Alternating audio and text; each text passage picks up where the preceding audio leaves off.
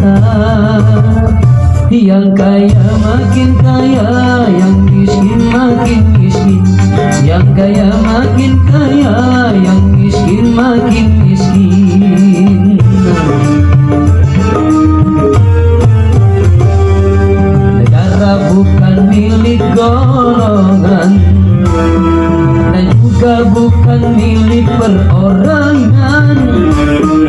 Dari itu jangan seenaknya memperkaya diri, membagi buta.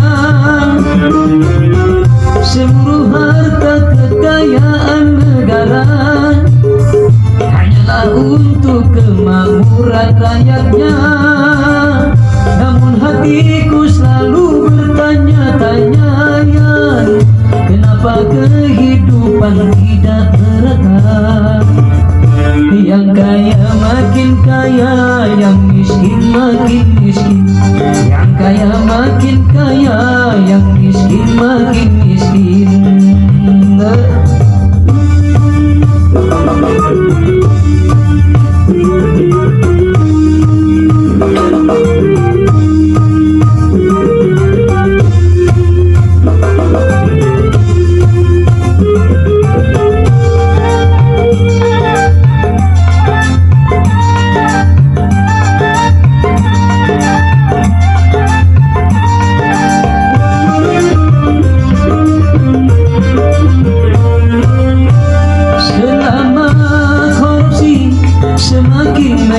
Jadi jangan diharapkan adanya pemerataan.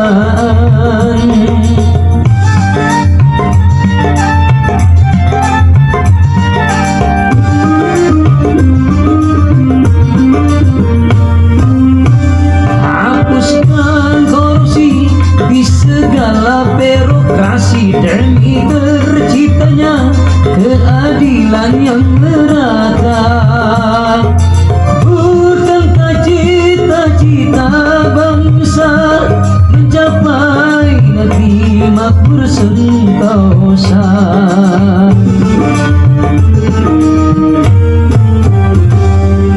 Yang merimbuni daratannya, biru lautan di sekelilingnya.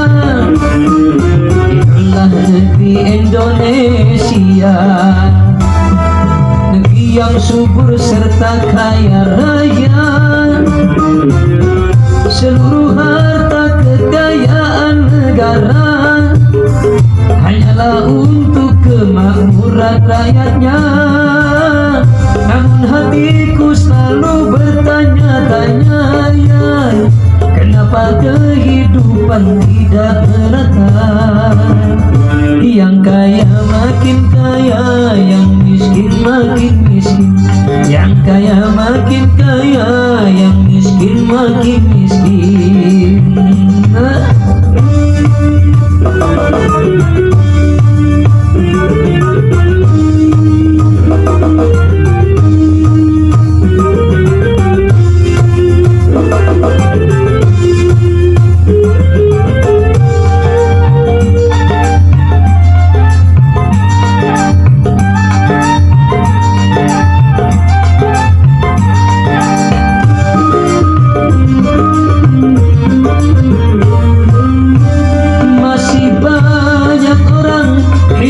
Dalam kemiskinan sementara ada yang hidupnya berlebihan.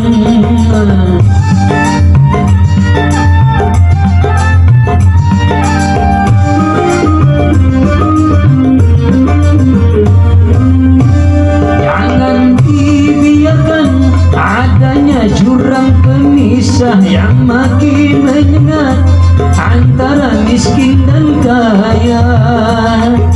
Bukankah cita-cita bangsa mencapai negeri makmur